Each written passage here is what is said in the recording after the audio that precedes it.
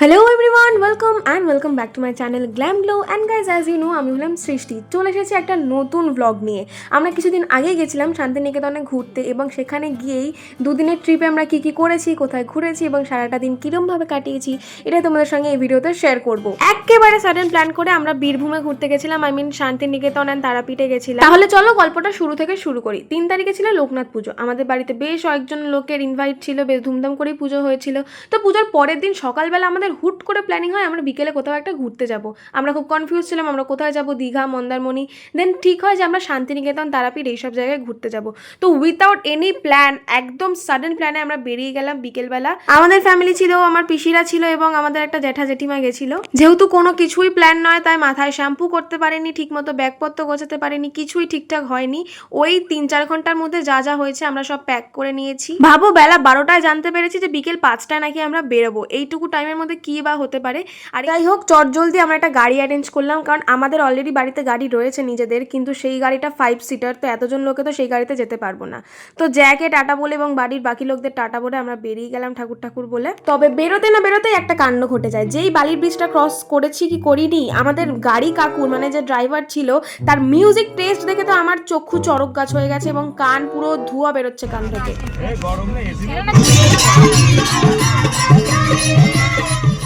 একেই পিছনে বসেছি, সেখানেই স্পিকার রাখা, তার মধ্যে এরকম দুম দুম দুম দুম করে যা পাচ্ছে গান বাজাচ্ছে, কোথায় ভোজপুরি কোথায় মারাঠি, যা পাচ্ছে গান বাজাচ্ছে।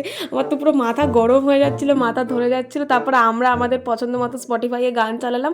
তখন আমাদের মুডটা একটু ভালো হলো, তখন আমরা উলালা করতে করতে গেলাম। সবাই এক গাড়িতে যাচ্ছি, খুব মজা হচ্ছে, খুব গল্প হচ্ছে। এটা হচ্ছে মৌসুমি আন্টি, তার পাশে আমার পিসি, আর এই ব্লু কালারের জামা পরা এটা আমার মা। তারপর এটা হচ্ছে কুটুস, আমার পিসির ছেলে। ওকে আমি কিছু বলার জন্য আবেদন করছিলাম, কিন্তু ও বলেনি। আর দেখো, এই সব গাড়িতে মানে স্করপিও, 9 সিটার স্করপিওতে কিন্তু কোনো ডিকি হয় না যেখানে তুমি লাগেজ রাখতে পারবে। তো আমরা পিছনে বসেছি, আমাদের 2-3টে লাগেজ ছিল সবার, তো ওইটা আমরা পিছনেই রেখেছি। আর এরপরে আমরা ফোনে একটুখানি লাল নীল আলো জ্বালিয়ে নাচাগানা করলাম, কারণ এত বড় জার্নি করছি, এতক্ষণের জার্নি, একটু নাচাগানা করাটা তো বানতা হ্যাঁ। যাই বলো, গান শুনতে শুনতে নাচতে নাচতে হাইওয়ে দিয়ে যাওয়ার কিন্তু মজাই আলাদা।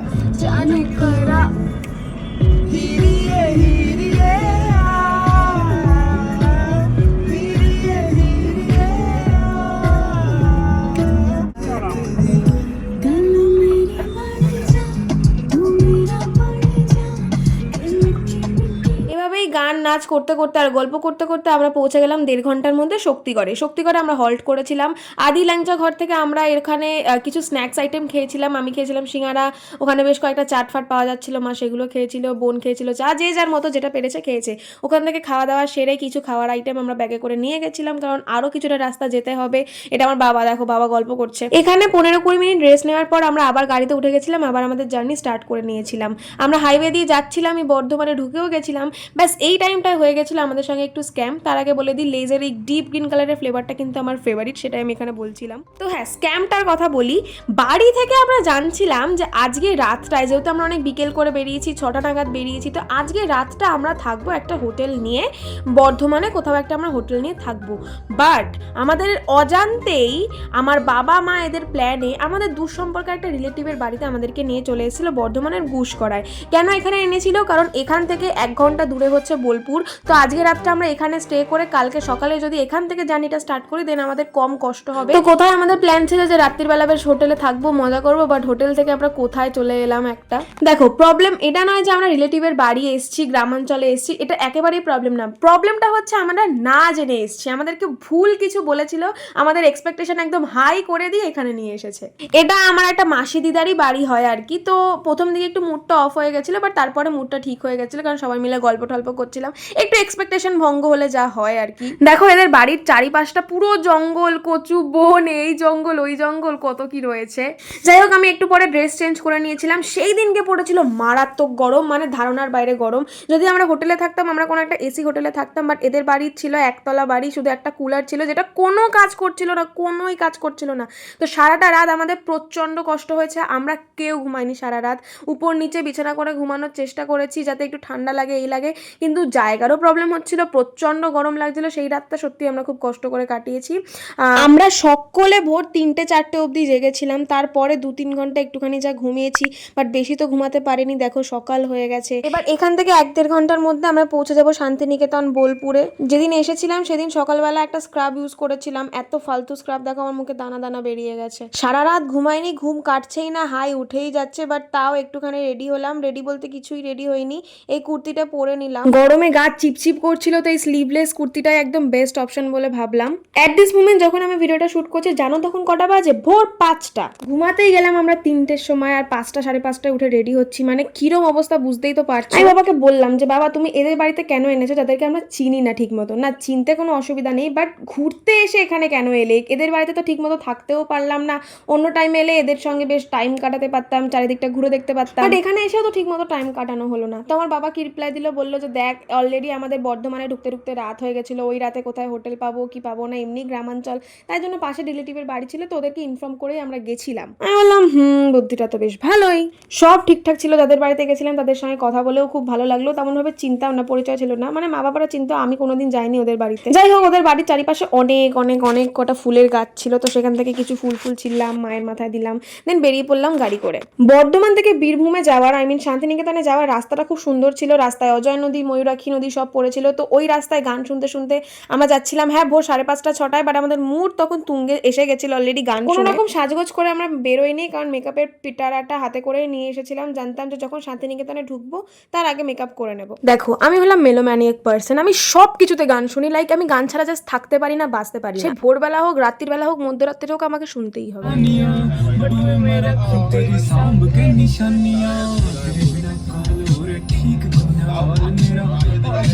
এই যে সুন্দর সুন্দর গাছ আর পাশে শুষ্ক খোয়াই নদী দেখলেই তোমরা বুঝে যাবে আমরা অলরেডি শান্তিনিকেতনে ঢুকে গেছি।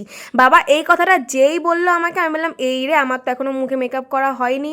তো আমি 10 মিনিটের মধ্যে মেকআপ করতে বসলাম। কিছুই না, চোখে একটু কনসিলার অ্যাপ্লাই করলাম, একটু আইব্রো করলাম, মাস্কারা অ্যান্ড লিপস্টিক। আমার বোন একটু কাজল অ্যাপ্লাই করে নিল, রিটাচ করে। গাড়িতেই মেকআপ সারতে সারতে দেখি আমরা শান্তিনিকেতনের কঙ্কালীতলা মন্দিরে চলে এসেছি। যারা যারা শান্তিনিকেতনে ঘুরতে আসে তারা সবাই এই মা কালীর মন্দিরে অবশ্যই পুজো দিতে আসে।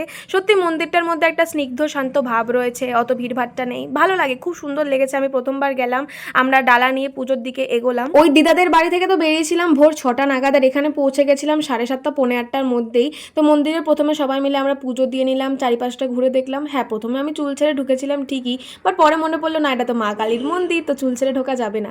দূর থেকে তোমরা ঠাকুরের দর্শন করে নাও। এখানে আমার মা রয়েছে, আন্টি রয়েছে, তিন্নি রয়েছে, আমিও রয়েছি। আমি এর আগে তারাপীঠ এসেছি, কিন্তু শান্তিনিকেতন প্রথমবার এলাম। আর আমার বাবা অনেকবার এর আগে শান্তিনিকেতন বোলপুর এই সাইডে এসেছে, তো বাবা সবসময় বলতো যে এবার যখন যাবো কঙ্কালীতলা মন্দির অবশ্যই ঘোরাবো। তো সত্যি ঘুরে ভালো লাগলো।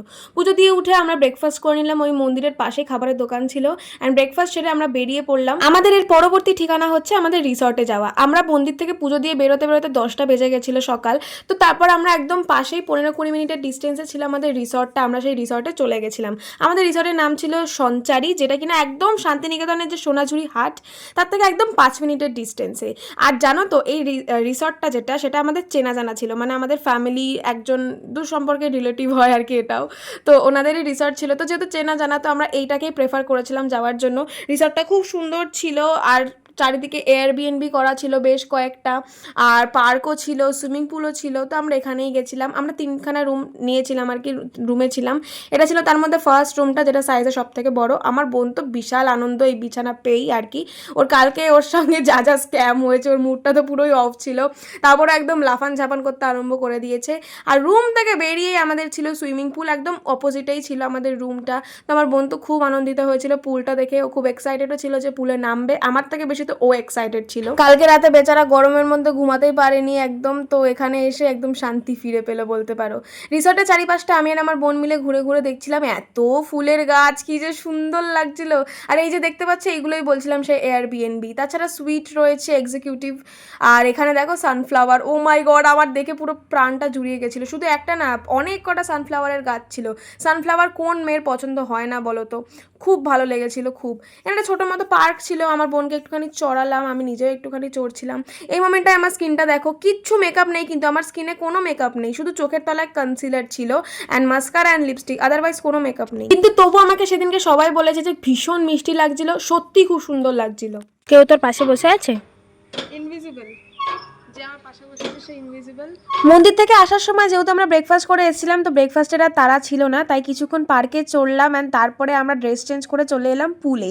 এত গরম লাগছিল আর চান্দানও করে আসিনি সকালবেলা ওই মাসি আম্মাদের বাড়ি থেকে। তখন কিন্তু সূর্যি মামা একদম মাথার উপরে, বেলা 11টা 11:30 বাজে, অনেক রোদ তখন, বাট সেই রোদের মধ্যে জলে নামতে যেন আরও বেশি ভালো লাগছিল। কেন বলো তো, জলটা ঠান্ডা ছিল। এখানে দেখো আমার মা ওরা সবাই দেখতে এসছে যে আমরা কীভাবে চান করছি।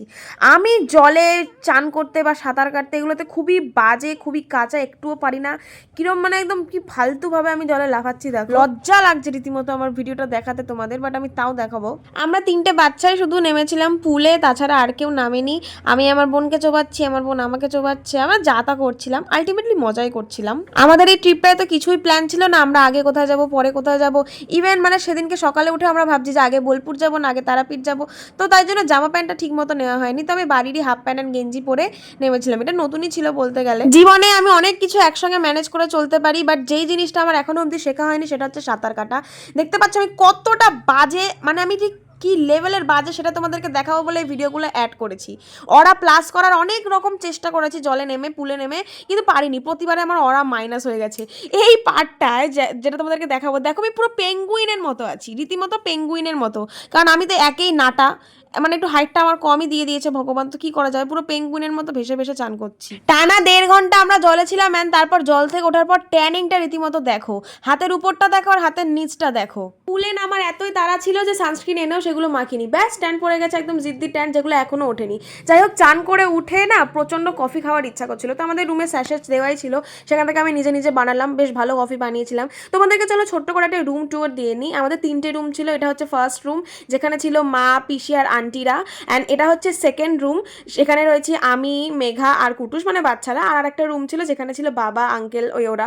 তো 3টে আমাদের আলাদা আলাদা রুম ছিল। আমি চান করে একেবারে এই ড্রেসটা পরে নিয়েছি, কারণ 0.5 ঘন্টা 45 মিনিট আমরা রেস্ট নিয়ে যাবো সোনাঝুরি হাটে। যখন চান করে উঠে বাইরে গেলাম বুঝতে পারলাম কতটা রোদ ছিল, জলের মধ্যে ছিলাম তো অতটা ফিল করতে পারিনি।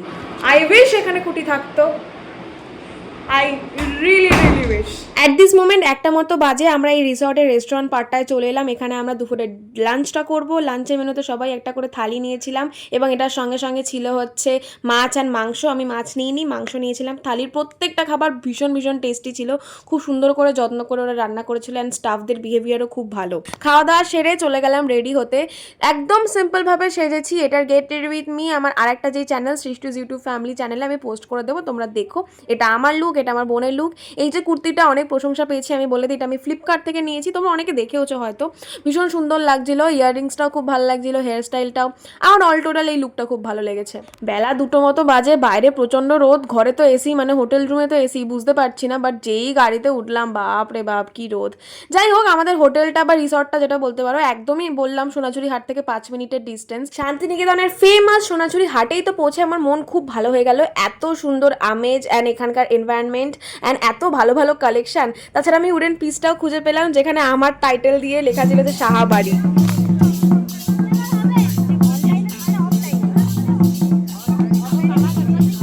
আমার মা তো বেশ বার্গেন করে অনেক কটা জিনিস কিনেছে, আমিও বেশ কিনেছি। কিন্তু কি জানো তো, আমরা একদম দুপুর গেছিলাম 2:30 নাগাদ, এত গরম ছিল, গরমে জাস্ট হাঁপাচ্ছিলাম, এত ঘাম হচ্ছিল। এখানকার কুর্তি, শাড়ি, পাঞ্জাবি সব কিছুতে বাঙালিয়ানার ছোঁয়া, একদম স্টেটমেন্ট পিস, দেখলেই বোঝা যাবে শান্তিনিকেতন।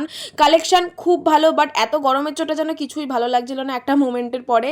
তো আমি তো 1.5 ঘন্টার মধ্যে বাড়ি চলে এসেছিলাম, বাট মারা যতক্ষণ না হাট উঠে যাচ্ছে ততক্ষণ পর্যন্ত শপিং করেছে। বাড়ি এসে একটা শর্ট নিলাম, ভিডিও নিলাম আমার লুকটার, এত পছন্দ হয়েছিল সেদিনকে আমার লুকটা, আমি কি আর বলি। তোমাদেরকে তো বললামই ভোর 5টার সময় উঠেছি আমরা, রাতেও কারোর ঘুম হয়নি, তো খুব টায়ার্ড ছিলাম। সোনাঝুরি হাট থেকে এসে 4টের সময় ঘুমিয়েছি, ঘুম ভেঙেছে জানো রাত্রি 8:30টার সময়। তখন আর কি করব, কোথায় বা যাবো, আর আশেপাশে তেমন কিছু নেইও ঘোরার মতো, হয়তো আছে, ঘুরলে সবই রয়েছে।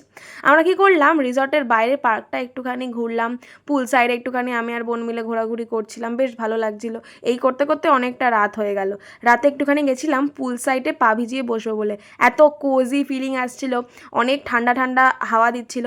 বললাম না দুপুরবেলা সকালবেলা খুব গরম পড়েছে, তো রাতের বেলাটা দেখছিলাম বেশ মেঘলা মেঘলা ওয়েদার ছিল, প্রায় বৃষ্টি পড়বে এমন অবস্থা। মাঝে মাঝে ভালো লাগে এভাবে নিজের সঙ্গে টাইম কাটাতে, এরম ভাবে তো টাইম ব্যস্ত জীবনের মধ্যে আর বার করতে পারি না, তো যখনই টাইম পাই মনে করি একটু নিজের সঙ্গে সময় কাটানো উচিত, এবং নিজের ফিলিংস নিয়ে নিজের সঙ্গেই কথা বলা উচিত।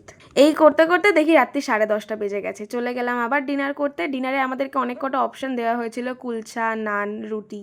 আমরা চুজ করেছিলাম basic fried rice with chilli chicken. ভীষণ টেস্টি অ্যান্ড ইয়াম্মি এই ডিনারটা আমরা সবাই মিলে একসঙ্গে গল্প করতে করতে সারলাম। তারপরে আমরা গেছিলাম ঘরে। আমাদের এই উইকেন্ডে যেই প্ল্যানটা ছিল সেটা জাস্ট এই 1-2 দিনের জন্যই আমরা গেছিলাম, খুব বেশি দিনের ট্রিপে তো যাইনি। তো আজকে রাতটায় ছিল এই রিসর্টে আমাদের লাস্ট নাইট, কারণ কালকে ভোরবেলা আমরা বেরিয়ে যাব তারাপীঠ মন্দিরের জন্য।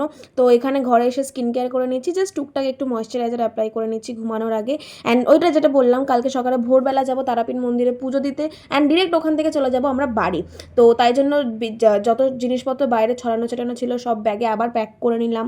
আমার বাবা প্রথমে অন্য রুমে শুয়েছিল, বাট আমাদের মনে হলো যে না, আমি মেঘা সবাই মা বাবা একসঙ্গে শুই।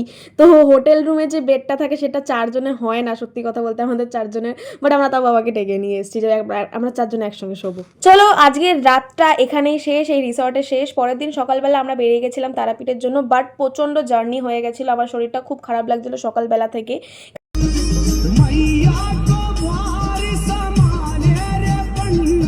তার মধ্যে আমাদের এই গাড়ি কাকু সকাল সকাল একদম জোরে জোরে এইসব গান চালিয়ে দিয়েছে। যাই হোক, জার্নির যেটা বললাম, কারণ আমরা ভোর 6টার সময় বেরিয়েছিলাম বোলপুর থেকে। তো বোলপুর থেকে 2.5 ঘন্টা জার্নি করে গেলাম তারাপীঠ। তারাপীঠ থেকে 5-6 ঘন্টা জার্নি করে এলাম আমরা দক্ষিণেশ্বর। মানে এতটা জার্নি হয়ে গেছিলো। তারপরে তো ব্রেকফাস্ট অ্যান্ড লাঞ্চ আলাদা করে আমরা দাঁড়িয়েই ছিলাম। তো টোটাল আমরা ভোর 5টার সময় 6টার সময় বেরিয়েছি, অ্যান্ড বাড়ি ঢুকেছি তখন 6:30 বাজে বিকেল। টোটাল 12 ঘন্টা আমরা বাইরে ছিলাম। এখানে তোমরা তারাপীঠের মা তারার দর্শন করে নাও, যদিও আমি খুব একটা ভালো করে ভিডিও করতে পারিনি, কারণ তারাপীঠে প্রচণ্ড ভিড় ছিল। আই হ্যাভ নো আইডিয়া এই গরমের মধ্যে এত মানুষ তারাপীঠে গেছে, সত্যি। আর সেদিনকে ছিল শনিবার, তো প্রচণ্ড ভিড় ছিল। ইভেন ভিআইপি লাইনটা, যারা তারাপীঠে গেছে জানবে, মন্দির ছাড়িয়ে একদম রাস্তায় চলে গেছে ভিআইপি লাইন। তো আমরাও এই কষ্ট করে আর কি মায়ের দর্শনই পেয়েছি, এত ভিড় ছিল। তো ব্যাস, তারাপীঠ থেকে বেরিয়ে আমি আর কোনো তেমন ক্লিপিং নিতে পারিনি, বললাম আমি খুব শরীর খারাপ। বাই দ্য ওয়ে, এই যে কুর্তিটা দেখছো এটা কিন্তু আমি আগের দিনই সোনাঝুরি হাট থেকে কিনেছি, খুব সুন্দর লাগছিল। তো ট্রিপ আমাদের এখানেই শেষ, বেশ সুন্দর কাটলো উইকেন্ডটা, খুব সুন্দর ট্রিপ হয়েছে, আনপ্ল্যান্ড হয়েছে, বাট সবসময় আনপ্ল্যান্ড জিনিসগুলোই খুব ভালো হয়। এই ট্রিপের সব ছবি ভিডিও আমি আমার ইনস্টাগ্রামে পোস্ট করব, তো তোমরা আমাকে ইনস্টাগ্রামে ফলো করতে ভুলো না, ইনস্টাগ্রাম আইডি সৃষ্টি756। দেখা হচ্ছে তোমাদের সঙ্গে পরবর্তী ভ্লগের জন্য। কেমন লাগলো তোমাদের এই ভ্লগটা কমেন্টে জানিও। টাটা।